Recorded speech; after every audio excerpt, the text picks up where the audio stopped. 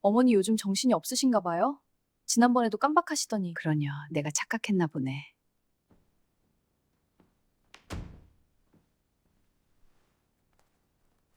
화장실 물 내리는 소리가 들리기까지는 아직 시간이 조금 남았습니다. 소파 끄트머리에 덩그러니 놓인 며느리 지은의 명품 가방. 그 가죽의 서늘한 감촉이 손끝에 닿았습니다. 죄책감은 없습니다. 이것은 훔쳐보는 것이 아니라 오차를 확인하는 검산 과정이기 때문입니다. 지퍼를 여는 손길은 수십 년간 수학 문제를 풀 때처럼 신중하고도 정확했습니다. 가방 안쪽 깊숙한 보조주머니, 그곳에 하얀 봉투 하나가 숨죽인 채 들어 있었습니다. 봉투를 여는 순간 익숙한 일련 번호들이 눈에 들어옵니다. 제가 미리 잉크가 번진 듯 모서리에 미세한 점을 찍어둔 바로 그 5만 원권 지폐들입니다. 예상했던 답안지가 눈앞에 펼쳐진 순간이었죠. 빙고. 입가에 서늘한 미소가 스쳤지만 이내 지웠습니다. 돈다발을 다시 봉투에 넣고 가방 원래 위치에 돌려놓는데 걸린 시간은 불과 3초. 스마트폰으로 증거 사진을 남기는 것 또한 잊지 않았습니다. 화장실 문이 열리는 소리와 동시에 저는 소파 반대편으로 몸을 돌려 텔레비전 리모컨을 집어들었습니다. 거실로 걸어 나오는 며느리를 향해 세상에서 가장 온화하고 인자한 시어머니의 가면을 고쳤습니다. 과일 좀 더 깎아오마. 제 목소리에는 물기 하나 없는 평온함만이 감돌았습니다. 하지만 며느리 지은의 태도는 제 계산식에 자꾸만 오류를 발생시켰습니다. 평생 수학 선생으로 살아온 제 눈엔 며느리의 모든 행동이 오답투성이었습니다. 어머니, 이번 한우는 마블링이 별로네요. 전복장도 없고 우리 민호가 실망하겠어요. 고맙다는 말보다 무례한 평가가 앞서는 태도에 제 미간이 찌푸려졌습니다.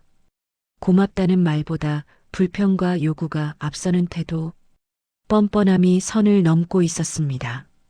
제 미간이 살짝 찌푸려졌지만 지은은 눈치채지 못한 듯 했습니다. 아들 민호가 좋아하는 것이 아니라 본인이 먹고 싶은 것을 요구하고 있다는 걸 제가 모를 리 없었습니다. 탐욕은 숨길수록 냄새가 나는 법이니까요. 그리고 문제의 결정적인 순간이 찾아왔습니다. 이번 구정에는 아들 민호가 회사에 긴급 호출로 오지 못하고 지은 혼자 내려왔다가 올라가는 길이었습니다. 신발을 신으며 지은이 머뭇거리는 신용을 했습니다. 어머니, 민호 씨가 이번에 너무 바빠서 정신이 없었나 봐요. 용돈 봉투를 못 챙겨 보냈더라고요. 제가 나중에 꼭 챙겨드릴게요. 죄송해요. 지은의 목소리는 안타까움으로 가득 차 있었습니다. 보통의 시어머니라면 그래, 바쁘면 그럴 수 있지 하고 넘겼을 겁니다. 하지만 저는 민호의 어머니입니다. 제 아들은 지난 30년 동안 단 한 번도 약속을 어기거나 해야 할 도리를 잊은 적이 없는 아이입니다. 아무리 바빠도 부모님 용돈을 잊을 만큼 허술한 아이가 아니라는 걸 저는 누구보다 잘 압니다. 그 순간 지은의 눈동자가 아주 미세하게 0.1초 정도 흔들리는 것을 제 눈은 놓치지 않았습니다. 거짓말을 하는 사람 특유의 불안정한 시선 처리, 확신이 섰습니다. 조금 전 화장실에 간 사이 확인했던 가방 속의 돈봉투. 그 돈은 민호가 제게 보내려던 용돈이었습니다. 며느리는 남편이 시어머니에게 드라라고 준 돈을 중간에서 가로채고 남편에게는 전달했다고 거짓말을 할 셈이었습니다. 그리고 저에게는 남편 핑계를 대며 인심 쓰는 척 넘어가려 했던 것입니다. 양쪽을 다 속일 수 있다고 믿는 저 오만함. 저는 지은을 배웅하며 부드럽게 웃어주었습니다. 엘리베이터 문이 닫히고 숫자가 바뀌어 내려가는 것을 끝까지 지켜보았습니다. 센서 등이 꺼지고 현관에 어둠이 내려앉았습니다. 거실로 돌아온 저는 달력을 바라보았습니다. 아들이 오지 못한 명절, 며느리의 가방 속에 들어있던 꼬리표 달린 돈다발, 그리고 뻔뻔한 거짓말. 모든 데이터가 입력되었습니다. 이제 설계를 시작할 차례입니다. 저는 식탁 위에 놓인 식은 찻잔을 천천히 들이켰습니다. 차갑게 식은 차가 목을 타고 넘어가는 느낌이 명징했습니다. 단순히 며느리가 돈을 탐해서가 아닙니다. 내 아들의 효심을, 그리고 내 헌신을 기만하고 조롱했기 때문입니다. 무능해서 참는 것이 아니라 완벽한 파멸을 설계하기 위해 인내하는 것임을 지은은 알지 못할 것입니다. 집안의 공기가 차분하게 가라앉았습니다. 저는 서재로 들어가 낡은 장부를 꺼냈습니다. 그리고 책상 위에 놓인 만년필 뚜껑을 열었습니다. 사각거리는 펜촉 소리만이 적막한 방 안을 채우기 시작했습니다. 전쟁은 이미 시작되었습니다. 명절의 떠들썩함이 썰물처럼 빠져나간 집안은 유난히 고요했고, 식탁 위에는 아들이 좋아하는 김치찌개 끓는 소리만 보글거렸습니다. 일주일 만에 홀로 본가를 찾은 민호는 며칠 야근에 시달렸는지 꽤나 푸석한 얼굴로 숟가락을 들었습니다.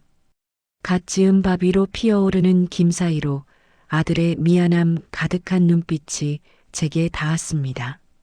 저는 말없이 갓 구운 조기를 아들의 밥그릇 위에 얹어주며 그저 많이 먹으라는 눈짓만 보냈습니다.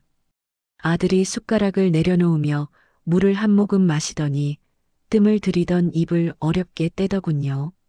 어머니, 이번 설에요. 제가 경황이 없어서 많이 못 챙겨드렸어요. 100만 원밖에 못 보내서 죄송해요.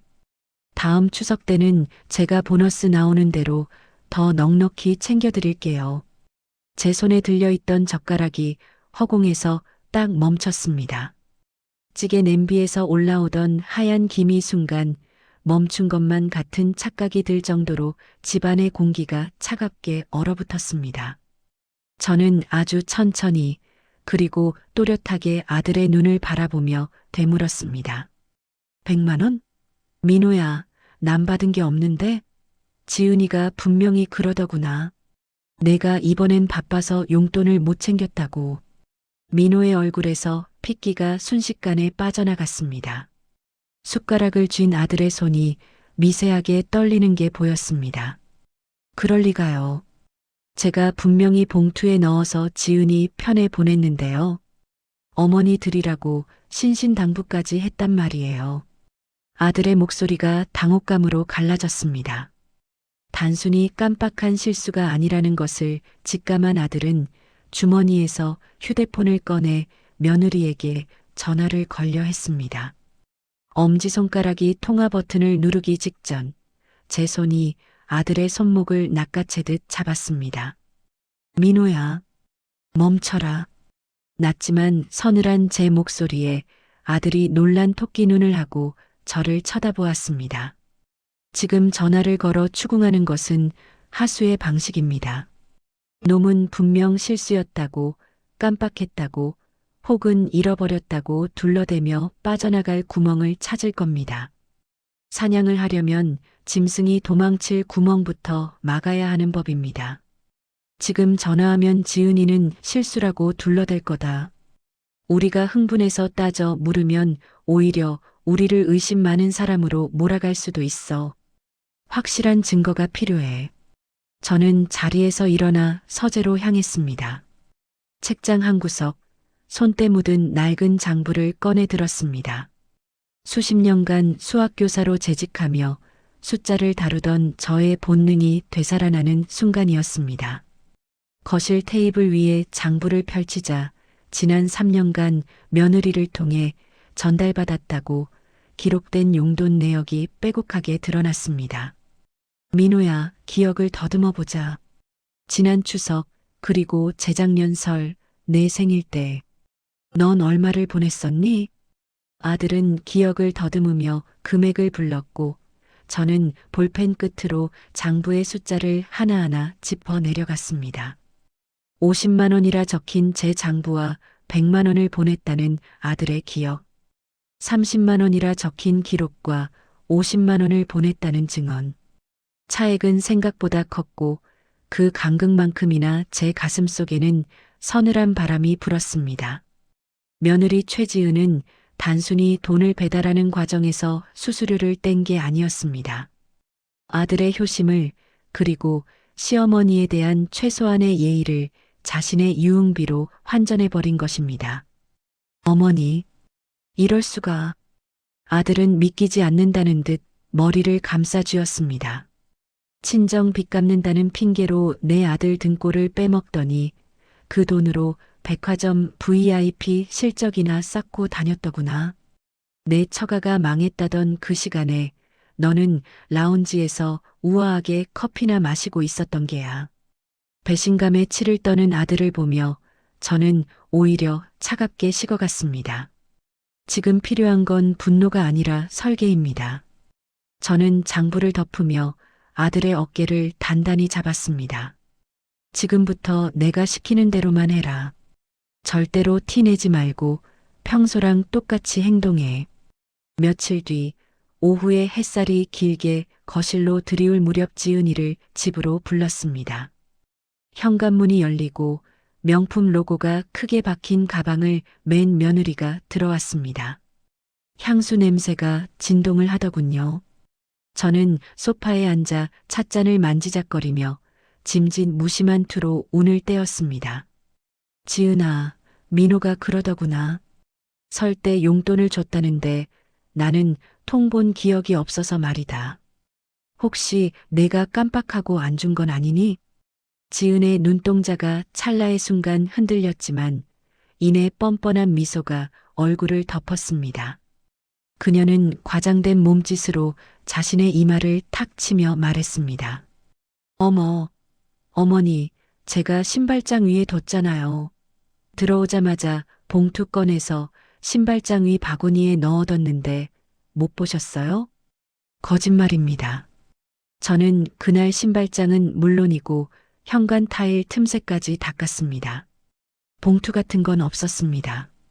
하지만 녀석은 마치 제가 노망이라도 난 노인 취급을 하더군요. 어머 어머니, 요즘 들어 깜빡깜빡 하시는 게 좀 심해지신 거 아니에요? 제가 가서 찾아볼게요. 지은은 현관으로 총총 걸음으로 걸어갔습니다. 저는 소파에 앉은 채로 거울에 비친 현관 쪽을 주시했습니다. 며느리는 신발장을 뒤적거리는 척하더니 재빠르게 자신의 가방에서 하얀 봉투 하나를 꺼내 바구니 속에 밀어 넣었습니다. 그리고는 짐짓 놀란 척 소리를 질렀습니다. 여기 있네요. 어머니, 이것 보세요. 여기 그대로 있잖아요. 손에 들린 봉투를 흔들며 다가오는 지은의 표정에는 늙은이 하나 속이는 건 식은 죽 먹기라는 오만함이 가득했습니다. 저는 속에서 끓어오르는 비웃음을 삼키며 세상에서 가장 어리숙한 표정을 지어 보였습니다. 아이고, 내가 정말 노망이 났나 보다. 그걸 왜 못 봤을꼬. 미안하다, 아가. 제 사과를 받는 지은의 입꼬리가 비릿하게 올라갔습니다. 그녀는 자신의 완벽한 연기에 도취되어 제가 쳐둔 거미줄에 걸려들었다는 사실조차 인지하지 못했습니다. 지은은 서둘러 약속이 있다며 자리를 떴습니다. 현관문이 닫히는 소리와 함께 그녀의 구두굽 소리가 멀어지자 저는 신발장 위 바구니에 놓인 봉투를 집어들었습니다. 봉투는 얇았습니다. 내용물을 꺼내 세어보았습니다. 5만 원권 10장, 50만 원입니다. 민호는 분명 100만 원을 보냈다고 했습니다. 눈앞에서 들킬 위기에 처하자 급하게 제 주머니 돈으로 막으려니 아까웠던 모양입니다. 급하게 막으면서도 그 와중에 50만 원을 챙긴 셈입니다. 더 기가 막힌 건 돈이 아니었습니다. 민호는 돈과 함께 짧은 편지를 써서 넣었다고 했습니다. 하지만 봉투 안에는 빳빳한 현금만 들어있을 뿐 아들의 마음이 담긴 편지는 어디에도 없었습니다. 돈은 반토막을 내고 편지는 쓰레기통에 처박은 것입니다. 며느리에게 시댁은, 그리고 남편은 그저 현금 인출기에 불과했던 겁니다. 식탁 위에 놓인 50만 원을 내려다보며 저는 달력을 바라보았습니다. 다음 달에 있을 조카의 결혼식 날짜에 빨간 동그라미가 그려져 있었습니다. 민호는 그날 중요한 해외 출장이 잡혀 있어 참석하지 못합니다. 즉, 축의금 전달을 또다시 누군가에게 부탁해야 하는 상황인 것이죠. 디데이. 저는 펜을 들어 달력의 날짜 옆에 작게 적어 넣었습니다. 이제 단순한 의심이나 심증의 단계는 지났습니다. 놈을 완벽하게 올가맬 덫을 놓아야 할 때입니다.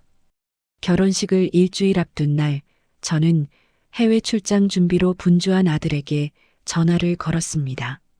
민호야, 이번 결혼식 축의금 말이다. 이번에도 지은이 편에 보내라.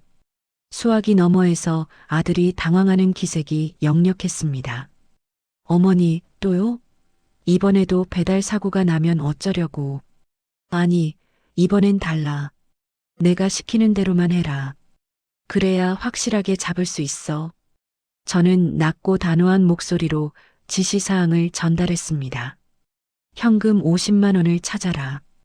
그리고 5만 원권 10장을 나란히 펼쳐놓고 사진을 찍어.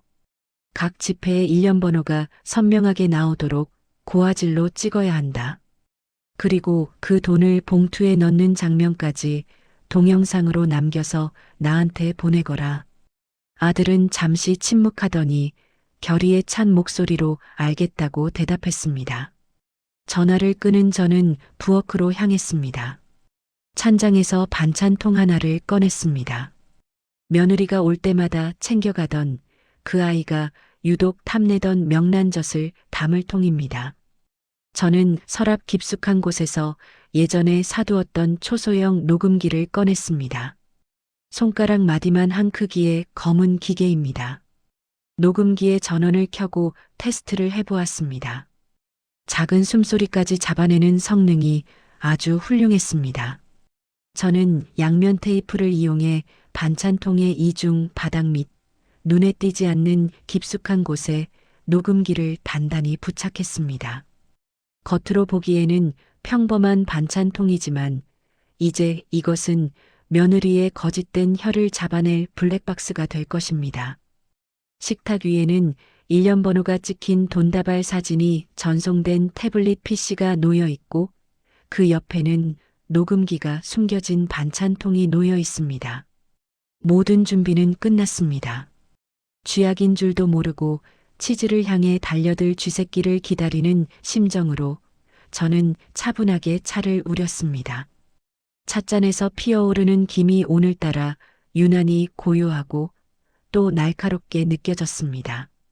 다음 날 오후 예상대로 지은이에게서 전화가 왔습니다. 어머니 민호 씨가 출장 가면서 축의금 전해드리라고 해서요. 내일 들를게요. 목소리가 한 옥타브는 올라가 있더군요. 또다시 공돈이 생길 기회라 여겨 신이 난 것이겠죠. 저는 수화기를 향해 세상에서 가장 인자한 시어머니의 목소리를 연기했습니다. 그래, 오거라. 맛있는 거 해놓고 기다리마. 전화를 끄는 제 입가에는 서늘한 미소가 걸렸습니다. 내가 밟고 서 있는 그 땅이 사실은 벼랑 끝이라는 것을 너는 꿈에도 모를 테니까요. 내일이면 그 가식적인 가면이 벗겨지고 추악한 민낯이 드러날 것입니다. 저는 그 순간을 위해 아주 오랫동안 참고 기다려왔으니까요. 창밖으로 붉은 노을이 지고 있었습니다. 마치 내일 벌어질 파국의 전조처럼 하늘은 핏빛으로 물들어가고 있었습니다. 저는 흔들 의자에 앉아 눈을 감고 머릿속으로 내일의 시나리오를 다시 한번 점검했습니다. 오차는 없습니다. 변수는 통제되었습니다. 이제 단죄의 시간만이 남았습니다. 확인이 필요했습니다. 휴대폰을 들어 가장 믿을 수 있는 정보원, 고등학교 동창이자 지역 마당발인 이 여사의 번호를 눌렀습니다. 통화 연결음이 몇 번 울리기도 전에 활기찬 목소리가 귓가를 때렸습니다. 부탁했던 일은 어떻게 됐냐는 내 물음에 이 여사는 기다렸다는 듯 혀를 찼습니다. 그녀의 목소리 톤이 한 옥타브 높아진 것은 전해줄 소식이 꽤 충격적이라는 방증이었습니다. 나는 스피커폰을 켜고 메모할 준비를 마쳤습니다. 그녀가 쏟아낸 정보는 내 예상을 훨씬 뛰어넘는 것이었습니다. 사돈댁 식당이 문을 닫은 지는 벌써 1년이 넘었다고 했습니다. 망해서 쫓겨난 것이 아니었습니다.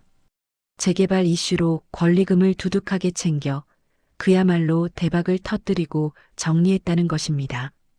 수화기 너머로 들려오는 이 여사의 목소리에는 황당함이 묻어 있었습니다. 식당이 어려워 월세도 못 낸다는 며느리의 하소연은 그야말로 새빨간 거짓말이었습니다. 카카오톡 알림음이 연달아 울렸습니다. 이 여사가 보내온 사진들이 화면을 가득 채웠습니다. 사진 속 풍경은 처참하게 무너진 식당이 아니었습니다. 눈부시게 푸른 바다와 야자수 그리고 그 아래서 화려한 꽃무늬 셔츠를 입고 칵테일 잔을 부딪히는 사돈 부부의 모습이었습니다. 날짜 정보를 확인했습니다. 불과 3일 전 며느리가 민호에게 전화해 친정 아버지가 빚 독촉에 시달려 잠적했다고 울며불며 하소연하던 바로 그날이었습니다. 잠적했다던 박가사도는 하와이의 태양 아래서 건치 미소를 뽐내고 있었습니다. 며느리가 묘사한 지옥과 사진 속의 천국 사이 그 간극에서 나는 헛웃음조차 나오지 않았습니다. 분노보다는 차라리 서늘한 감탄이 일었습니다. 제 부모의 안위까지 팔아먹으며 시댁의 돈을 갈취하는 그 대범함에 혀를 내두를 지경이었습니다. 나는 사진들을 하나하나 저장하며 증거자료 폴더로 옮겼습니다. 데이터는 완벽하게 확보되었습니다. 이제 쥐가 덫을 밟을 차례였습니다. 다음 날 오후 초인종 소리가 울렸습니다. 인터폰 화면에 며느리 지은의 얼굴이 비쳤습니다. 그녀는 평소보다 수수한 옷차림을 하고 있었지만 어깨에 걸친 가방만은 신상 로고가 선명한 명품이었습니다. 문을 열어주자 지은은 특유의 싹싹한 미소를 지으며 현관으로 들어섰습니다. 어둠이 내려앉은 거실에서 나는 조용히 내일의 파멸을 기다렸습니다. 이제 공범을 포섭할 시간입니다. 나는 그동안 모아두었던 모든 증거 자료를 아들 민호의 메신저로 전송했습니다. 지은의 가방 속에서 찍은 돈다발 사진, 거짓말이 녹음된 음성 파일, 그리고 사돈댁 부부가 하와이 해변에서 칵테일을 마시고 있는 SNS 캡처본까지. 전송 완료 메시지가 뜨고 정확히 3분 뒤 내 핸드폰이 요란하게 진동하기 시작했습니다.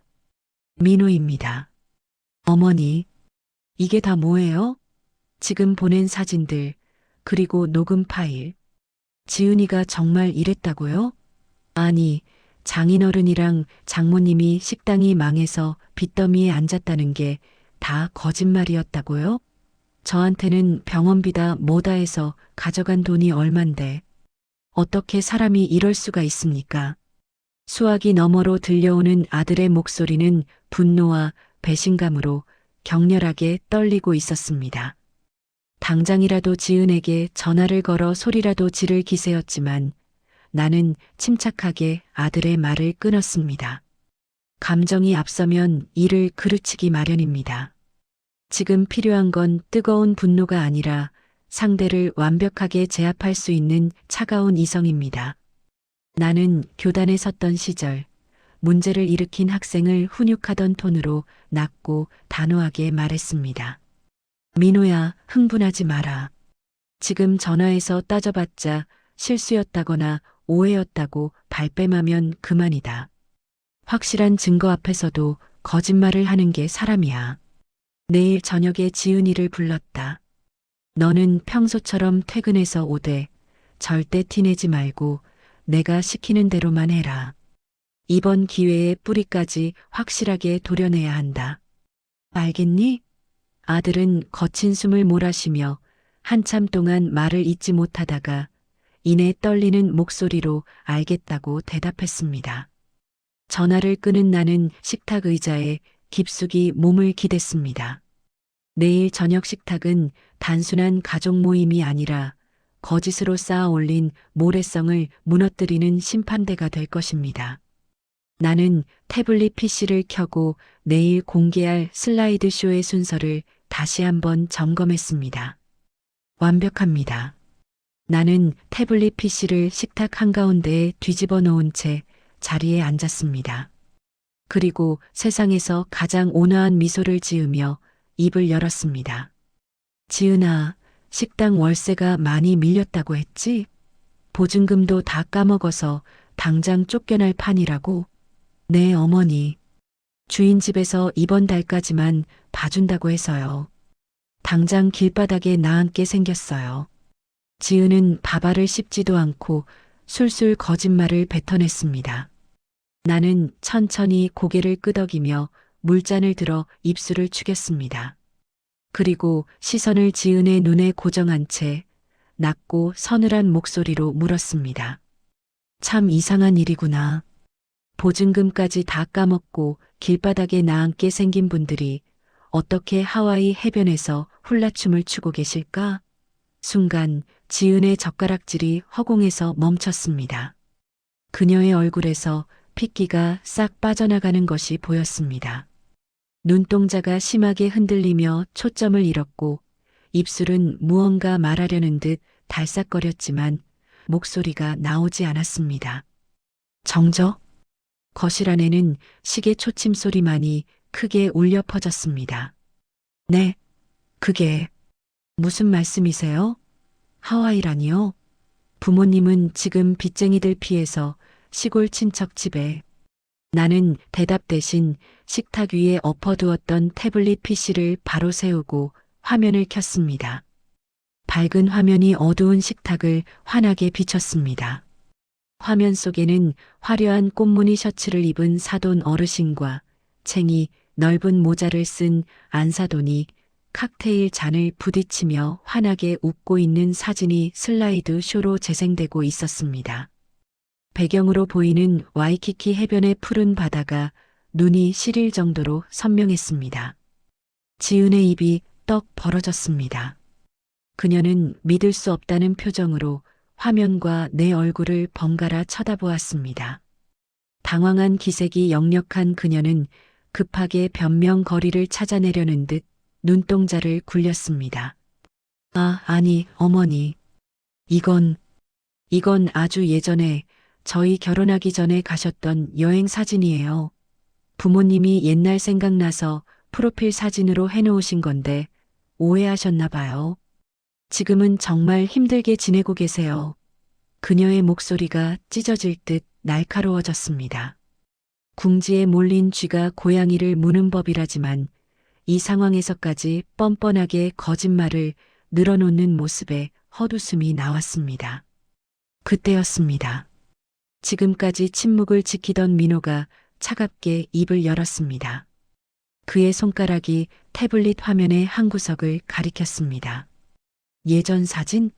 장인어른 손에 들린 신문 좀 봐라. 날짜가 어제 날짜야. 하와이 현지신문 2월 14일자. 그리고 장모님이 차고 계신 저 스마트워치 지난달에 출시된 신형 모델 아니니? 내가 내 생일 선물로 사줬던 거랑 똑같은데? 민호의 지적은 예리했습니다. 지은아, 사진 속 저 신문 날짜 좀 큰 소리로 읽어줄래? 어제가 호놀룰루는 며칠이었지? 내가 사채업자한테 쫓긴다던 내 아버지가 왜 거기서 신문을 보고 계실까? 확대된 사진 속 신문 날짜와 최신형 스마트워치는 그 어떤 변명으로도 덮을 수 없는 명백한 진실이었습니다. 지은의 얼굴이 사색이 되어 파들파들 떨리기 시작했습니다. 그녀가 위조해 온 병원비 영수증과 차용증 뭉치가 마치 쓰레기처럼 식탁 위에서 뒹굴고 있었습니다. 나는 태블릿 화면을 옆으로 넘겼습니다. 이번에는 지은의 가방 속에서 발견했던 5만 원권 돈다발 사진과 지은이 화장실에 간 사이 녹음했던 음성 파일 목록이 화면에 떴습니다.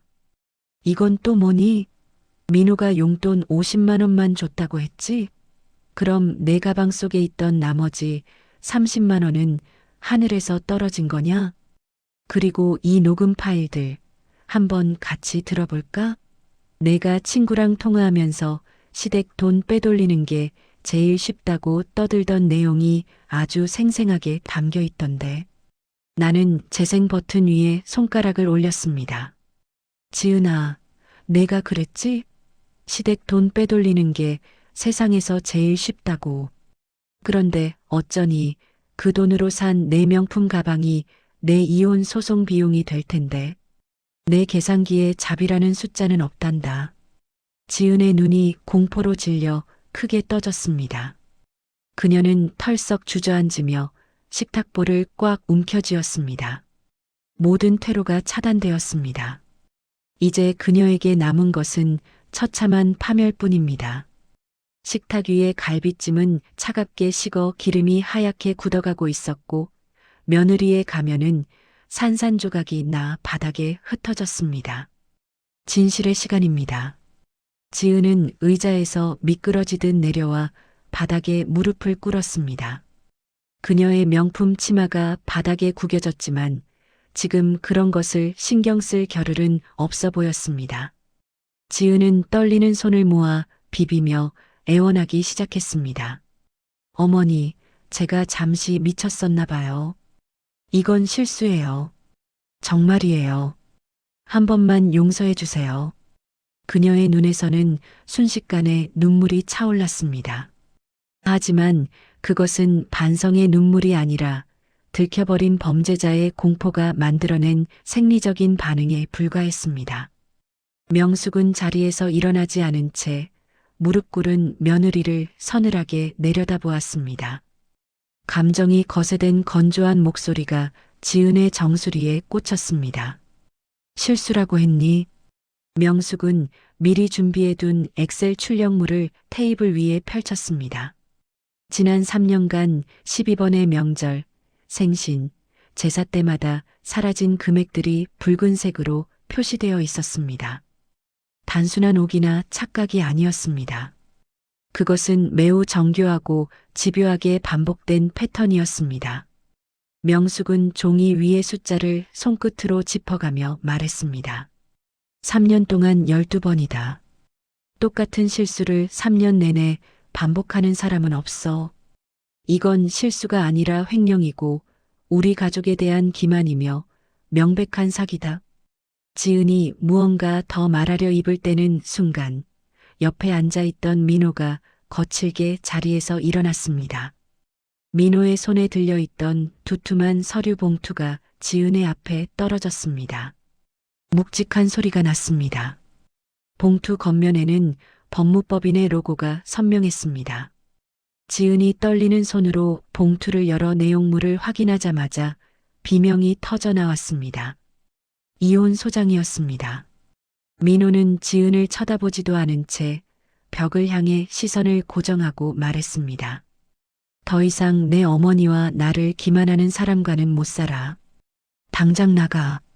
민호의 목소리에는 일말의 미련도 애정도 남아있지 않았습니다. 그저 지긋지긋한 오물을 털어내고 싶은 혐오감만이 가득했습니다. 끝은 단호했다.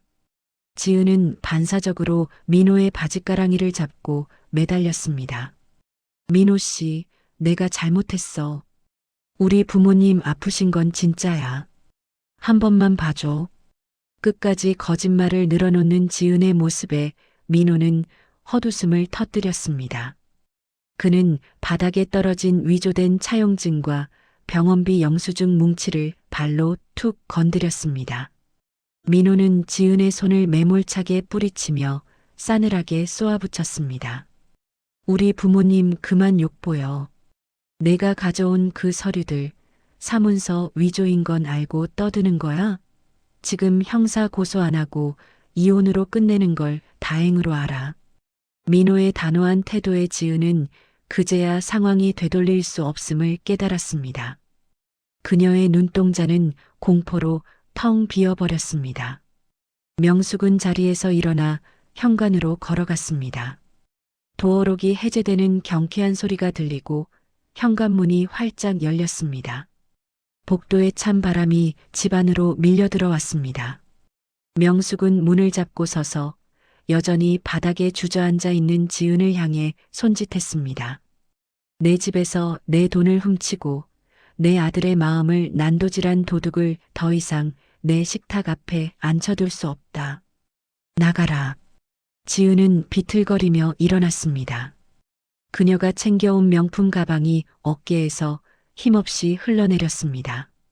그녀는 현관을 나서는 마지막 순간까지 뒤를 돌아보며 구차한 눈빛을 보냈지만 명숙과 민호는 누구도 그녀와 눈을 마주치지 않았습니다. 지은의 모습이 사라지자 명숙은 주저없이 현관문을 닫았습니다. 육중한 철문이 닫히는 소리가 집안을 울렸습니다. 그리고 도어록이 잠기는 소리가 뒤따랐습니다. 그것은 한 시절의 악연이 완전히 끊어지는 소리였습니다. 명숙은 잠긴 문을 잠시 바라보다가 뒤돌아 민호를 향해 말했습니다. 그동안 제가 가져간 돈은 내역서 뽑아서 청구할 거다. 죗값은 치르게 해야지. 청산은 철저해야 한다. 시간은 성실하게 흘렀습니다. 지루하고 고통스러울 것 같았던 이혼 소송과 재산 분할 과정은 명숙이 확보해 둔 완벽한 증거들 덕분에 예상보다 빠르게 마무리되었습니다. 지은은 위자료는커녕 그동안 횡령한 돈을 갚기 위해 친정집 보증금까지 빼야 했습니다. 소란스러웠던 폭풍이 지나간 자리에는 다시 고요한 평화가 찾아왔습니다. 민호는 텅 빈 신혼집을 정리하고 명숙의 집으로 들어왔습니다. 넓었던 명숙의 아파트에 다시 온기가 돌기 시작했습니다. 저녁 식사 시간, 주방에서는 된장찌개가 보글거리며 끓는 소리가 들렸고 도마 위에서 칼질하는 소리가 규칙적인 리듬을 만들었습니다. 퇴근한 민호가 식탁에 수저를 놓으며 명숙을 도왔습니다. 식탁 위에는 민호가 좋아하는 반찬들로 소박하지만 정갈한 상이 차려졌습니다. 두 사람은 마주 앉아 밥을 먹었습니다. 더 이상 거짓말을 탐지하기 위해 눈치를 볼 필요도 사라진 돈의 행방을 의심할 필요도 없었습니다. 오직 담백한 진실만이 오가는 식탁이었습니다. 국을 한 술 뜨던 민호가 숟가락을 내려놓고 명숙을 바라보았습니다. 어머니, 죄송해요. 제가 너무 무심했어요. 어머니가 혼자서 그렇게 싸우고 계신 줄도 모르고. 민호의 눈시울이 붉어졌습니다. 명숙은 묵묵히 생선살을 발라 아들의 밥그릇 위에 올려주었습니다. 지난 세월 아들의 멍청함이 답답하기도 했지만 결국 제자리로 돌아온 자식을 탓할 수는 없었습니다. 명숙은 덤덤한 어조로 하지만 따뜻한 온기를 담아 대답했습니다. 아니야. 늦게라도 알았으니 다행이지. 사람은 누구나 실수를 해. 중요한 건 그걸 바로잡는 용기란다. 이제 우리 둘이 건강하게, 맘 편하게 살면 그만이다. 민호는 고개를 끄덕이며 다시 숟가락을 들었습니다. 명숙은 아들이 밥을 먹는 모습을 가만히 지켜보았습니다. 그것으로 충분했습니다. 일상은 회복되었다. 모든 정리가 끝난 늦은 밤, 명숙은 베란다 의자에 앉아 따뜻한 차를 마셨습니다. 창밖으로 보이는 도시의 불빛들이 별처럼 반짝였습니다. 차가운 밤 공기가 뺨을 스쳤지만 손에 쥐어진 찻잔의 온기는 따스했습니다. 명숙은 지난 몇 달간의 전쟁 같았던 시간들을 되감아 보았습니다. 며느리의 가방을 뒤지고 아들에게 미끼를 던지게 하고 증거를 수집하던 날들. 그것은 결코 유쾌한 기억은 아니었습니다. 하지만 누군가는 해야만 했던 일이었습니다. 아기는 방치하면 곰팡이처럼 번져나가 결국 집 전체를 집어삼키기 마련이니까요. 명숙은 찻잔을 입가로 가져갔습니다. 향긋한 차 향기가 코끝을 맴돌았습니다. 사람을 믿는 것은 좋은 일입니다. 사랑하는 가족이라면 더더욱 그렇겠죠. 하지만 맹목적인 믿음은 때로는 독이 되어 돌아오기도 합니다. 나의 소중한 사람과 평온한 일상을 지키기 위해서는 단순히 참는 것이 아니라 칼보다 날카로운 지혜를 품고 있어야 합니다. 그것이 어른이 짊어져야 할 무게이자 책임일 것입니다. 명숙은 밤하늘을 올려다보았습니다. 달은 차오르고 있었고 내일은 오늘보다 더 맑을 것 같았습니다. 그녀의 입가에 였지만 단단한 미소가 번졌습니다. 이제야 비로소 진정한 휴식이 찾아왔습니다.